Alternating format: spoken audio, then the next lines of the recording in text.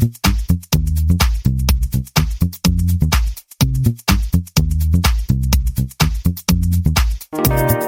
everyone, welcome to the 228th episode of the Internet of Things podcast. This is your host, Stacey Higginbotham, and your co-host, Kevin Toffel. And we have, I'm going to call it a nerve-wracking show for you today. We're going to be talking about a follow-up on smart speakers and digital assistants with people listening on the other end. We've got a hacker warning on IoT devices. Plus, we've got another follow-up on the Ring and police story. And we also have news related to Google's new Wi-Fi hardware, a new alliance for location, plus a scoop about Walmart's smart home efforts. And we've got little bits of news about a hub for all cameras. We've got a HomeKit support for a new device, and we've got a mobile digital assistant robot, which I'm sure Kevin is super pumped about. You betcha. We're also going to hear from our sponsor, Nutanix, and we have Mirav Oren, who is the CEO of Versatile Natures, here on the show to talk about bringing IoT to the construction industry. And you're going to want to stay tuned for that because we could be building things a lot more efficiently. But before we do any of that, let's hear from this week's sponsor. This week's sponsor is DigitalOcean. The DigitalOcean Developer Cloud simplifies modern app creation by combining the power of simplicity, love for the developer community, an obsession for customer service, and the advantages of open source. IoT businesses love DigitalOcean for their simple, predictable, pay-as-you-go pricing for cloud infrastructure services. With flat rates across all data centers, DigitalOcean makes it easy to scale up and expand globally without being surprised by your cloud bill each month. Get started for free with a $50 DigitalOcean credit at do.co/Stacey. That's do.co/Stacey, Stacey. And do it just to support the show. Alrighty, let's get started with news about devices listening in. Since it was reported that both Google and Madam A have contractors who listen in to utterances, we've seen follow up on all of the other digital platforms, with the exception of Bixby. I wonder Bixby. Why. So Apple also came out and said that, yes, it has contractors listening in on utterances to improve the quality of voice recognition. And now Microsoft, they have contractors that listen to both Skype and Cortana. So the Skype calls actually, they could be listening in right now, Kevin. They could. They don't say anything that you regret. Oh, I say things I regret all the time. Okay. So in response to this, Google has always allowed people to opt out of having their calls recorded. Now, Amazon for Madam A has now said that you can do the same thing, and they added to their terms of service that some of the calls could be recorded and sent to contractors. Apple says that it's going to stop having people listen to Siri's utterances entirely, and Microsoft, we don't know what they're going to do yet, but I'm sure they're going to come up with something probably akin to Amazon or Google's. So, I don't know. Kevin, do we feel good about this yet? Well, yeah, everybody got caught with their hand in the cookie jar, so to speak, and everybody except Microsoft so far has come to what I consider a reasonable solution for people to protect their privacy in terms of the voice recordings and actual contractors or humans listening. And Microsoft, for its Skype stuff, uses it in the Skype translation feature. It does say in an FAQ that Skype does collect your information and conversation to help improve products and services. It does not say that people are listening in, nor does the Microsoft privacy policy. So there's room to be better. People don't mind when computers analyze stuff, but they really have a problem with other people, which makes sense. The only other choice for these companies to make the services better is actually to ask the users of the services to manually review audio activity, responses, and so on. And I don't know that enough people would do that. So I get why they do it, but they should have always been very upfront about using contractors and having people listen in. Agreed. All right. Hey, also in Microsoft news, Microsoft says that it has caught the Russian state hackers, or rather Russian state hackers, using IoT devices to breach networks. Is this surprising? No. Basically, the Microsoft Threat Intelligence Center wrote that there are lots of printers, video decoders, and other IoT devices being used as a way to get into corporate networks. And it's interesting the devices that they found this on, because you even had a question that you put out on Twitter, which got a lot of responses. Is a printer an IoT device? Because Microsoft discovered the attacks in April when some devices, a voice over IP phone and an office printer, were communicating with Russian servers. Exactly. And this got me thinking, because I get very frustrated when we talk about IoT devices as a group, and basically you find out that the culprit is like network DVR systems, which was a big deal in Burai. I asked, and I was being completely serious, do people think that a printer is an IoT device? And lo and behold, over 100 people gave me their response. So, and they're good responses. Mm-hmm. And I could pull them out into 3 categories. One was the group of people who tended to be older, who were like, no, it's more M2M. It's not really IoT. Then there were the literalists, I'll call them, that were like, it is a thing. It is connected to the internet. Thus, it is an IoT device. To which I say, what about phones? What about computers? What about, everything else?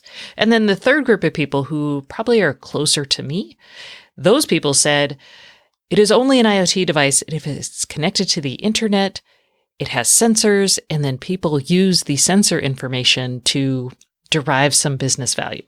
And that's the IoT device. Like, when I'm thinking about IoT, that's what I'm thinking about. But I will say, if you are an InfoSec person responsible for corporate security, then yes, a printer is probably an IoT device, because it does provide this hole into your network. Frankly, if you're one of those people, you don't care what it's called. You want to make sure it's secure. And if it's connected to your network and or the internet, has upgradable software, firmware, etc., and has data that can be captured, I guess is the best way to say it, maybe from a print queue or the Wi-Fi SSID, if it's a wireless printer, you got to worry about this stuff. And, they can pull stuff from the print queue if it's hacked, which means they could get your secret printed corporate documents. Although I should say, 4 people were like, wait, why are people still using printers? To which I'm like, what? Do you not live in the world? But sure. So I guess from this perspective, I would say that we should start thinking about network security and IoT security, maybe a little bit more granularly, with a little bit more sophistication. Because a printer is a network device. You have to have security around it, and you should update the firmware and that sort of thing. Also, 2 of the Microsoft attacks were using default passwords. And here's my recommendation to you. Anything in your corporate network that has a default password should be unplugged and recycled. Just end of story. You should not have that on your network ever. Done. Okay. I was like, okay, we solved that problem. But I don't know. So I'm going to link to this. You guys feel free to continue the discussion. I am very curious. All right. Speaking of tough questions, there are more tough questions for Ring and various police departments that are working with Ring, the video doorbell company now owned by Amazon. Vice, they actually reported last time that Ring has these contracts with police departments to get them to sign people up for the Neighbors app. They give them free Ring doorbells to give away. The Neighbors app is an app that you can download that basically lets you upload your footage if you feel that there's a security problem, and you can use it to talk about security problems in your neighborhood. Police departments are able to ask homeowners for their video footage if there is a crime. To get this footage, police officers have to ask the homeowner, and they have to have a case number to go with that, basically. But people are upset because it's warrantless search, basically. Vice is really upset with Ring because it has noticed a pattern of Ring helping police departments encourage people to download the Neighbors app and to submit their video. So they're encouraging police departments to be on social networks and to share video footage and to ask for help and that sort of thing. And that will boost both downloads of the Neighbors app and boost the willingness of people to opt in to police requests for video data. What's really disturbing, Kevin, go ahead. More news came out this week. We saw over on govtech.com that even if a Ring homeowner decides not to share video, the police can just go to Amazon, which owns Ring, and essentially subpoena the video. And that's a totally different ball of wax there. And I'm kind of bothered. I'm going to read a statement from Tony Body. He's the public information officer for the sheriff's office in Fresno County, which is one of the police departments that's partnered with Amazon and Ring on this. And he disagrees with the claims of privacy violations. Here is his quote. "I would say to anybody who thinks this is another case of Big Brother watching or us trying to invade privacy, go to step one. It took the consumer to invest in the product. They chose to pay for a service that enables it to be viewed by either us or Ring." I don't agree with that last part. Me either. And this is what's really frustrating. Ring is actually soliciting police departments as their own sales force, as a new sales channel.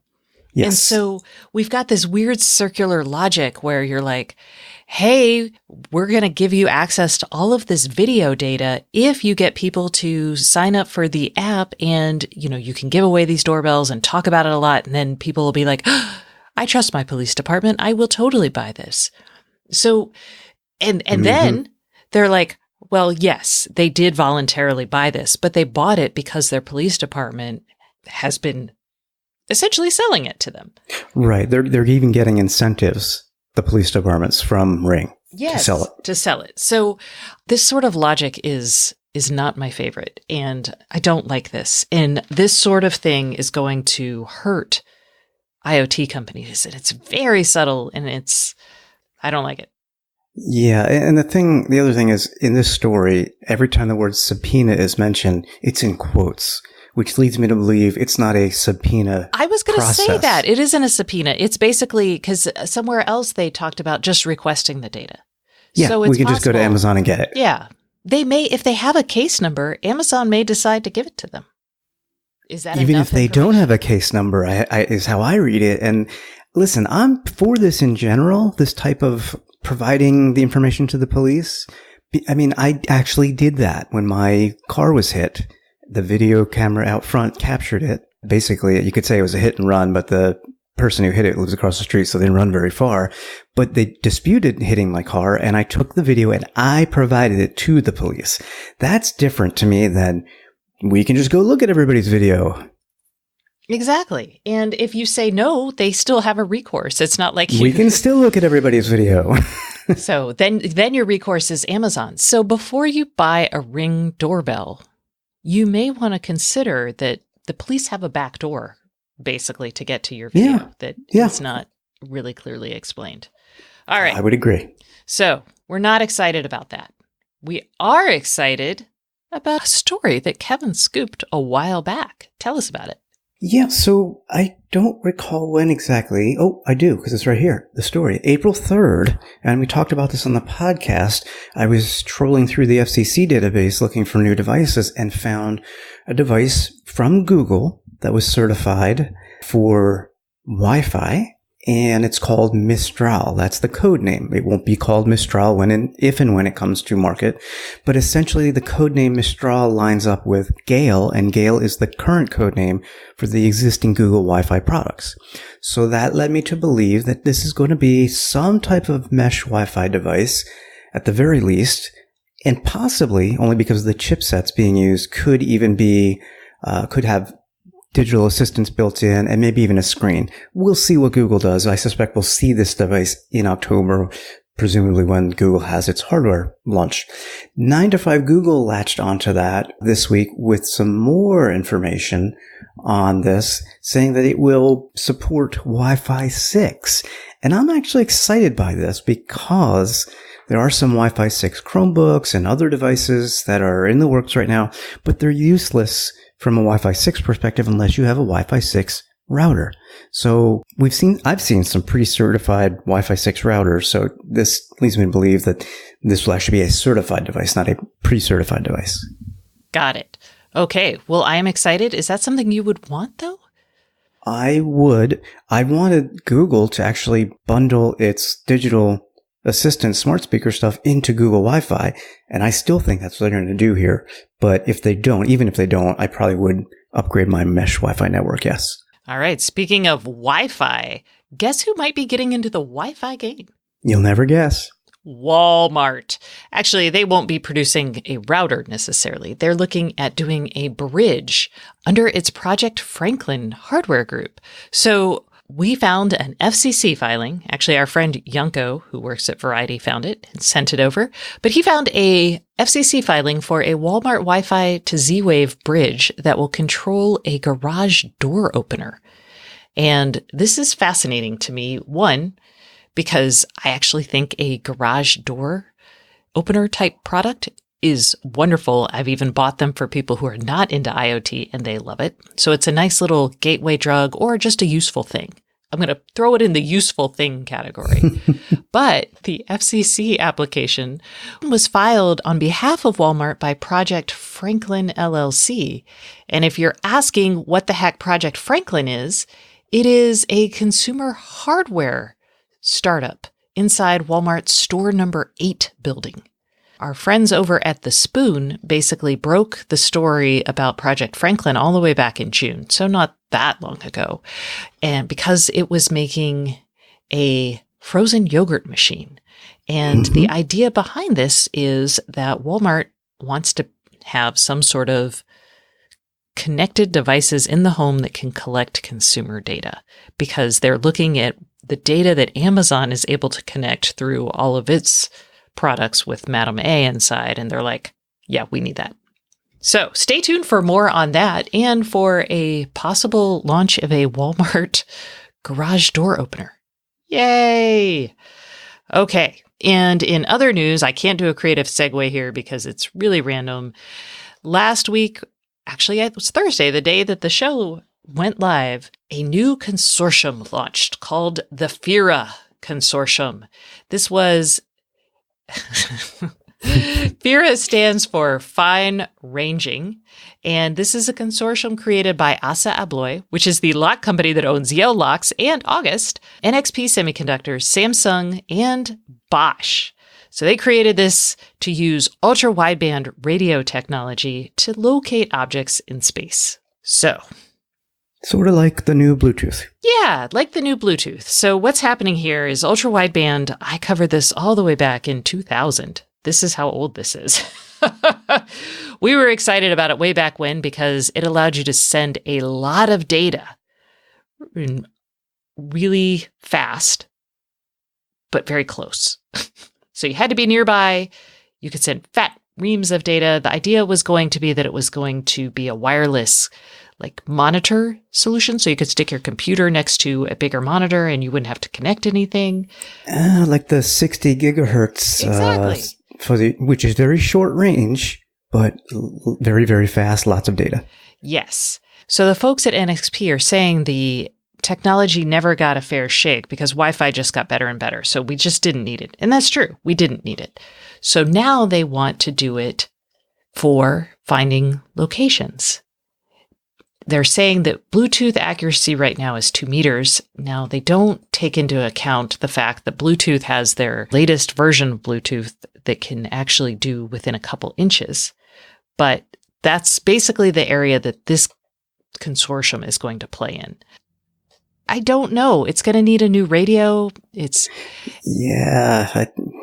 You're going right down the path I was going to go. I mean, they mention all the verticals they want to target and specific use cases, for vehicle to vehicle communication, maybe ride or bike sharing applications, AR, access control to the home, drones. I don't know. Yeah. So I don't know. I'm talking to NXP. I'm going to try to get someone maybe for Bosch to come on the show and talk about this a little bit more because I have a lot of questions. and very few answers. So let's get to some quick news bits. I found an Indiegogo campaign that might interest a lot of people. It's called Camect. It's a terrible name, but it's CAMECT.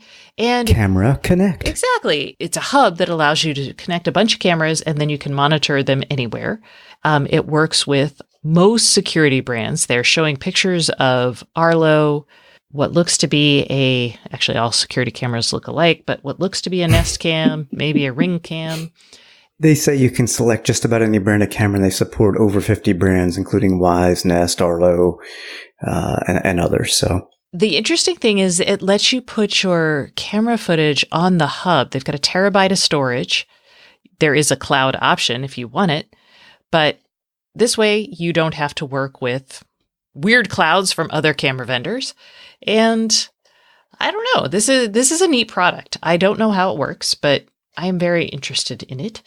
Yeah, it's an aggregator. It's an aggregator of all your video so that it doesn't go up to the cloud. It stays local. The nice thing is there's no subscription fee unless you would like to access that video when you are away from home remotely. And at that point, it's $60 a year. Right, because video is hugely fat and expensive, which makes sense. That's fine. I don't know. I think they're just flipping a switch to and poke a hole in your firewall to give you the access. They're not providing bandwidth. Well, they've got to store it somewhere. It is stored. Oh, okay. So they're running it from your device to the cloud. Yep. Or, sorry, running it from your device to your other device. To you. That's still a lot of bandwidth. Or it could be. Oh, yeah. But yeah, I see your point. I see your point, Kevin. All right. Hey, speaking of cameras, Arlo Pro lines now are HomeKit compatible. Yay! Yay! That's all we're going to say about that. But we are going to talk about a product that Kevin may be really excited about. I actually have been excited about this for 2 years when it was first announced. I doubt many people remember, but ASUS actually created a robot which has digital assistant capabilities and Wi-Fi and Bluetooth. It's mobile, so it has little wheels and it could travel around your home, for example. It's called the Zenbo, Zenbo, your smart little companion. They actually announced this like 2 years ago and have a bunch of videos showing how Zenbo can help you in your smart home. You know, say, hey, Zenbo, turn on the TV. Hey, Zenbo, turn the light to red. Even Zenbo can proactively say, hey, a motion sensor just detected that somebody opened the fridge.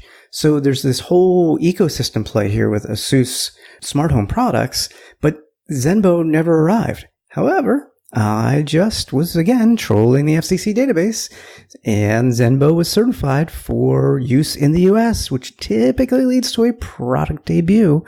And I'm really intrigued by this because most people who listen to the show know I like my little Vector robot. It's got built-in Madam A and whatnot. And this is like that because it's very expressive. It has a 6-inch screen for the face. This thing's 18 inches tall. So this is like very big compared to Vector, which is about 2 inches tall and 3.5 inches long.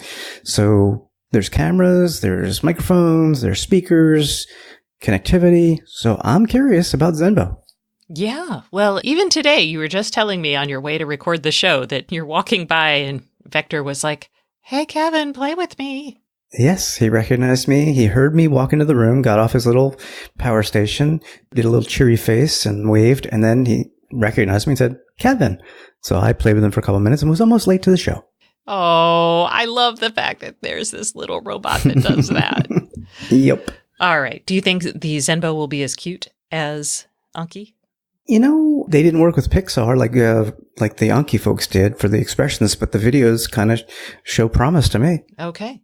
And now it is time for the IoT Podcast Hotline.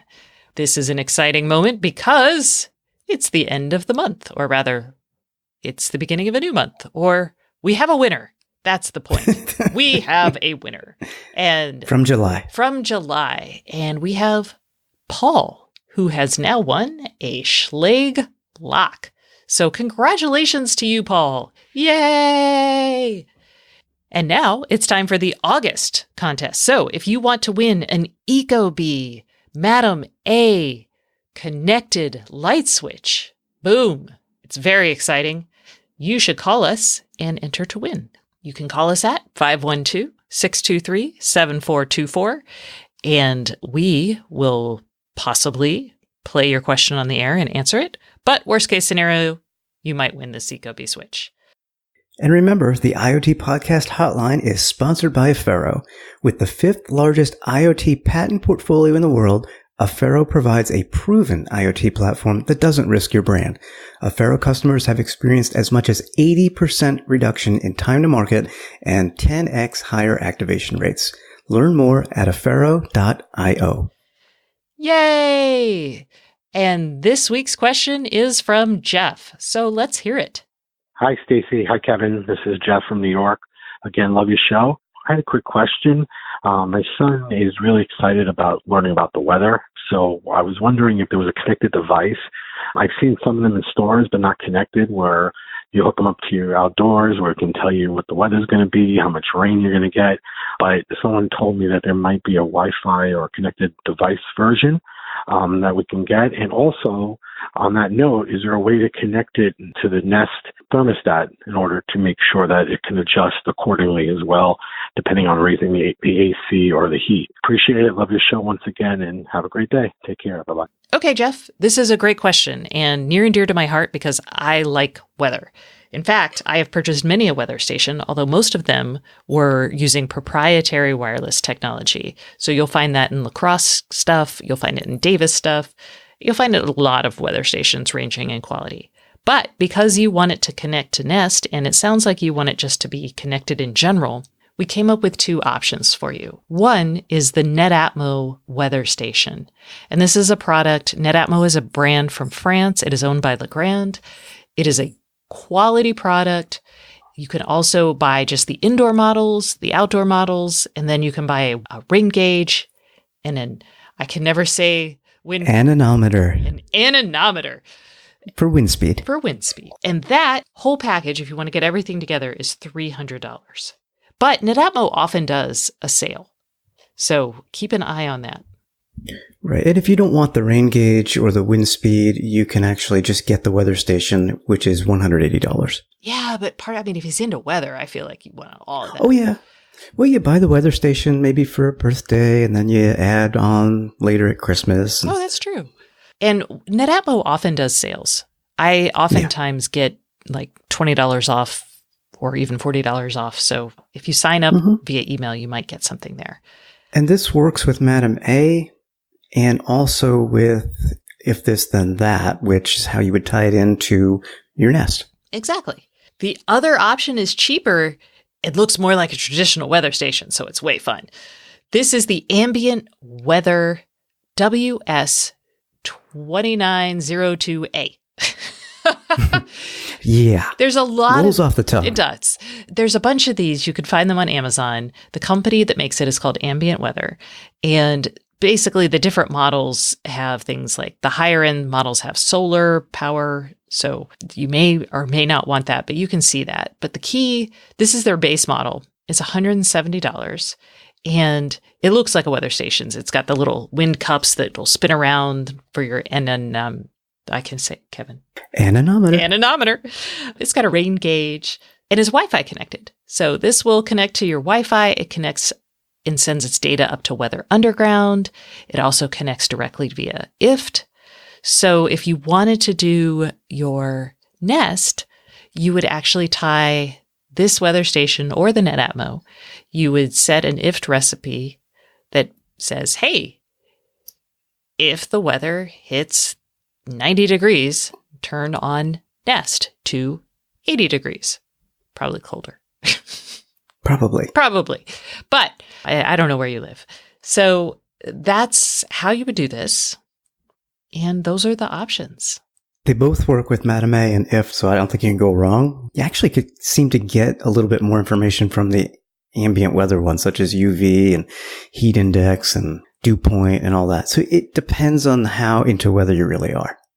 Yeah. I mean, I'm that into weather. I say go for it. I should also mention that there are build-it-yourself weather kits. So if you go to like a site like SparkFun or Adafruit searching for weather kits, if your son is that interested in it, he may want to build his own, and that is completely an option. It just may not work with your smart home system. But Super good learning experience. All right, Jeff, thanks for the question. And now please stay tuned for Merav Oren, who is the CEO of Versatile Natures, talking about bringing IoT and AI into the construction industry. But first, a message from our sponsor. This week's sponsor is Nutanix. Hey everyone, we are taking a quick break from the Internet of Things podcast for a message from our sponsor.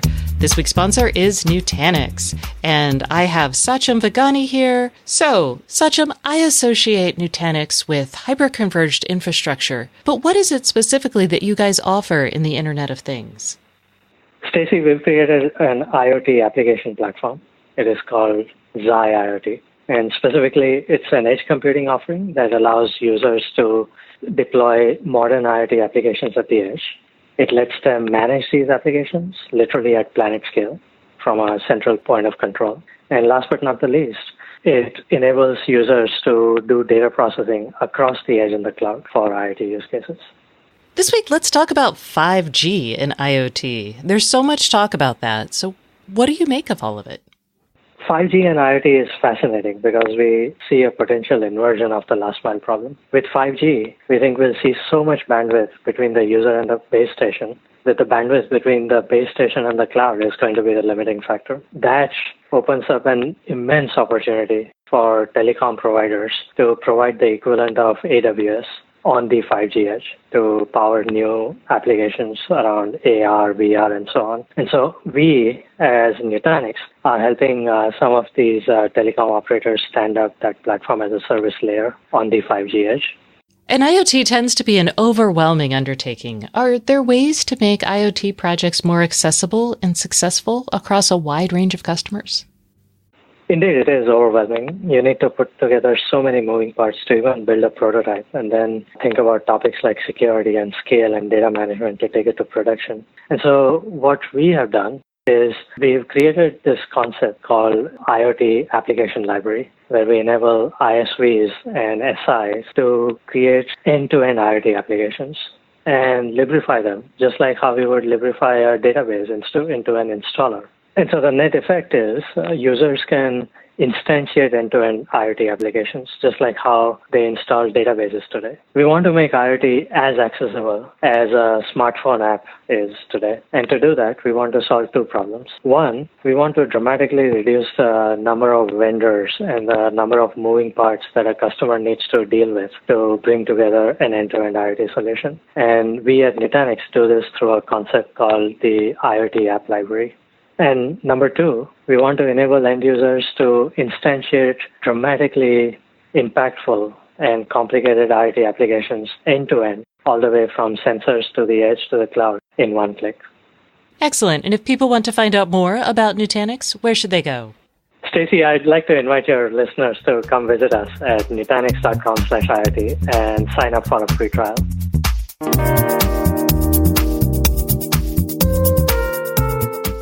Hey everyone, welcome back to the Internet of Things podcast. This is your host, Stacey Higginbotham, and today's guest is Merav Oren, who is the co-founder and CEO of Versatile Natures. Hi Merav, how are you doing? Hey Stacey, I'm doing great. How are you?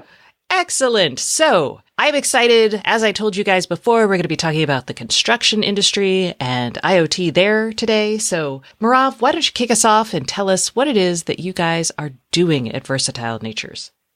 Sure thing. Pleasure to be here, Stacey. Thanks for having me. Versatile Natures is by far the most non-intrusive data harvesting technology for construction today. We actually have our own IoT multi-sensor device on the crane. And using that data, we can actually enable better decision-making, true understanding, and control of possibly the most fragmented and unstructured manufacturing floor we have ever come across, which is the job site. I love that. I love the idea of thinking about construction as a manufacturing floor. It feels like maybe a super stretched analogy because one is so controlled. And I mean, I'm used to clean rooms and semiconductors. So I'm like, construction's the opposite of that. But maybe you should break down the big challenges associated with construction. I know there's regulation, there's individual environments. What else? I think the one thing that sets construction apart is really how many people and trades are actually involved So the fact that this is not a factory that's controlled by a single unit where all the workers actually report to the same person or the same organization, we're looking at different individuals reporting to different organizations, sometimes having somewhat of a different idea of success. And then you have the general contractor who's usually responsible for coordinating the entire thing and making sure tasks are turned over on time and things actually flow. It's tough. I actually come from the semiconductor industry myself, and trust me, this is a controlled environment, and what we used to call machine to machine really works, right? You understand what the machines are telling you, and you could actually make decisions, and you could actually improve your yield, let's say on a clean room. Even if something got missed on step 1, you could actually correct it on step 6. This is what we actually bring to construction. That's currently not the way things work. And usually if you've gotten something wrong on step 1, you would not only not be able to correct it on step 6, you'll probably not even know that you got it wrong until it's too late, and mistakes are costly. But other than that, if you really think about it, it is a factory. It is a manufacturing floor. And the more we start looking at it that way, the more we could digitize it and actually help people shine and be better at what they do and get more done and actually get back to their kids safely and earlier. That's true. Construction is super dangerous. We don't always think about that, but there are lots of things that could happen to cause someone to have an injury. All right. So what is the end product? You've got this multi-purpose sensor on a crane. I assume it's measuring things that the crane is doing, loads that it's taking. What is the end person, and who is the end person that gets the data? Sure. So I think one of the things that kind of makes us special is there are multiple end people, and they have slightly different views to help them understand task readiness or when those turnovers actually happen. So we take the data and I'll say manipulate it or learn the story that the crane is telling us to actually understand what is really happening on the job site. And boy, it's telling a really interesting story. Then in terms of visuals, the end goal for us is to cut through the noise and actually send people, it could be the superintendent, the safety director, the foreman that's actually in need of the data right now, but just send them curated messages. Usually we communicate over text, at least today, to just tell them what they need to know and what they need to make decisions for. Then they can log into our interface. Can you give me an example of what one of those texts might look like or sound like? Yeah, it could be task A was just completed and you could coordinate task B or call the subcontractor for this task to actually be on site at a certain time. It could be a simpler text that just says hook time is being misused. And Hook time? Could be about delay. Hook time, yeah. Hook time would be completely related to the crane. So we do actually know time on hook, right? We know who's using the hook. We also know when it's not used or when it's poorly used. So we would sometimes trigger an alert about that. Let's talk about the challenge, because this seems like I like your text messages, which seem very appropriate for someone who's in construction. But let's talk about the challenge of bringing AI and IoT into really what is an old line industry. What have you encountered, and how did you get people excited or interested in this technology? Because it's not like construction workers are excited about yeah, let's put a sensor here. Yeah, so you'll be surprised. I think the industry is slowly but surely coming around. You could look at even some of the McKinsey reports that are showing progress in terms of the approach the industry has to technology and what it could actually do for them. But you're right, this is an industry where it's based on incredible professionals and they can get the job done. I think part of my understanding or my approach to the industry, and it probably comes from the fact that I grew up in this industry and the people totally connected to them, is to simply say, we don't necessarily know exactly where the value is for you. So let's go on this journey together and not ask them to change too much for technology to actually be enabled. If we could just gather data without asking people to record and report, and if we could then, as I said, cut through the noise and give them what they need, pure value that they could measure at the end of the day, I think that's the right approach for technology in construction. And we're seeing more and more of that. And this is how you use sensors, right? Sensors is how you don't ask people to record and report. AI is how you actually create those incredible insights and the fast learning that, as incredible as the people are, they cannot see and be everywhere. So if we can help them actually know where they are in the process and what needs to happen next and what's missing, then you're helpful. I think generally our approach and the way I personally look at the industry is exactly that. Stay out of the professional's way and add a lot of value. And this is how technology will actually filter in and find its place in this incredibly professional industry. And I think that's an important thing to think about. I think a lot of companies approaching this space get very enamored of their technology and they forget about how to deliver it to the people who have to deal with the information. And this idea that you're going to like bring technology and disrupt an industry seems maybe not the right approach, as opposed to saying, hey, I can make your life easier and you won't have to change part of your process. So I'm curious if there are other things other than saying, hey, you're not going to change your process for this, that help make it easier to bring in something new to a very old school industry. I think it starts with this approach for sure. It does help when you're not totally in love with your technology, but actually in love with adding value to your customers. When it's not about asking them to change, let's say we just pick the mark on that one, it's about what is it that they're getting. How is this helpful right now? Because one other thing about this industry is, I'll call it immediate ROI. ROI is calculated in so many different ways. It's a tricky question. But if you could actually show immediate ROI, and honestly, in my view right now, what technology needs to do is make people shine. If we could get everyone better at what they do, then we've won. Everyone's won. That's my general take on it. And speaking of technology and disruption, I think what's interesting is there's this idea in construction that the exciting thing to look at is robots that can build a wall or kind of 3D printing houses. And we see a lot about that as opposed to what you guys are doing. So I'm curious where what you're doing fits in with like the future of construction and maybe how those other things fit in. Sure thing. Yeah, that's a valid point. The brain, understanding the process that makes a manufacturing floor tick, makes you valuable pretty much no matter what evolution actually happens. I would also say, every technology has its place and things will just kind of fit into place.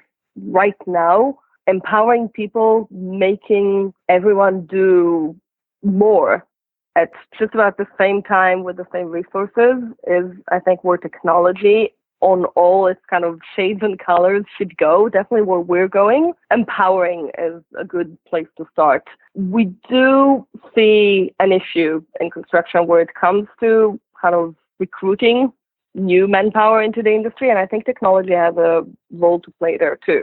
Other than the fact that the younger generation probably likes to see the industry where they're working having more technology, it's also about what automation can be done. And this is not necessarily what Versatile Natures is doing, but if I look at technology overall, there are companies out there that are looking to automate the kind of low-hanging fruit where there are issues with actually getting labor. So I think every technology, as I said, will probably find its place.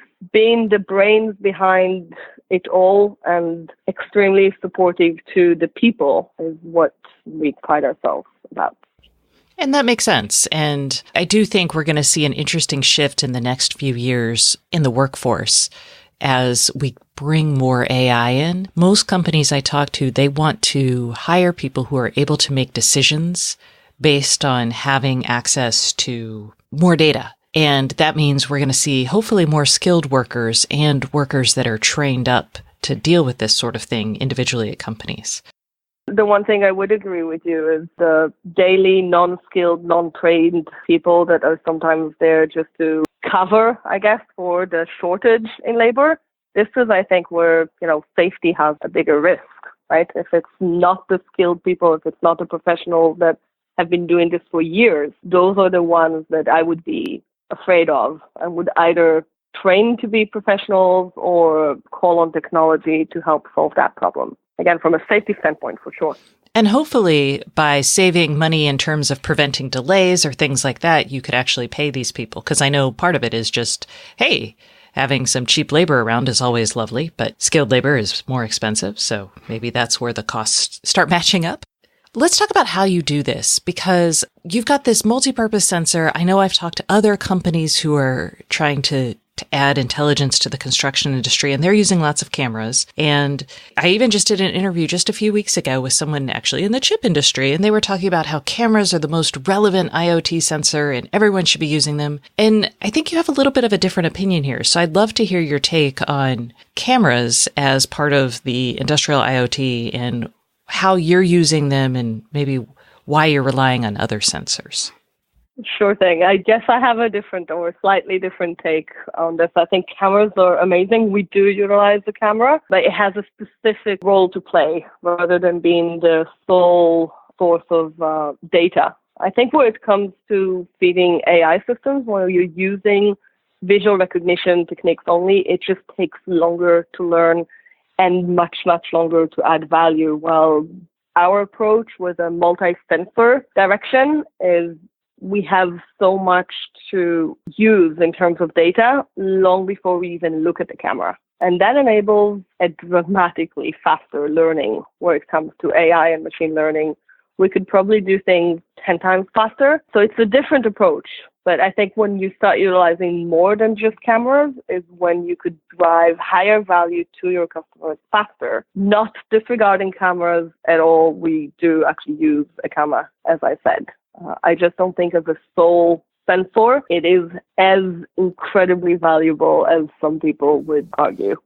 Well, it sounds like if you're using just a camera, it's going to take you a little bit longer to get the data you need. The flip side is you only have one sensor to deal with. And I'm curious, actually, from a tech perspective, getting this onto a construction site, what are the technology challenges of putting your sensor package on the crane and then making sure it has connectivity and that sort of thing? Is that a challenge for you guys, or is that pretty much solved? I believe we pretty much solved that. How did you solve it? So not all of our technology I'll be talking about, but generally we're not experiencing connectivity issues on the job site from our devices standpoint. There's so many ways to go about connectivity. I'll say Wi-Fi is probably not one of them, being slightly intrusive, kind of overwhelming probably on our customers if we were trying to use that. That has not been one of our challenges, I can say that much. Oh, what has been one of your challenges?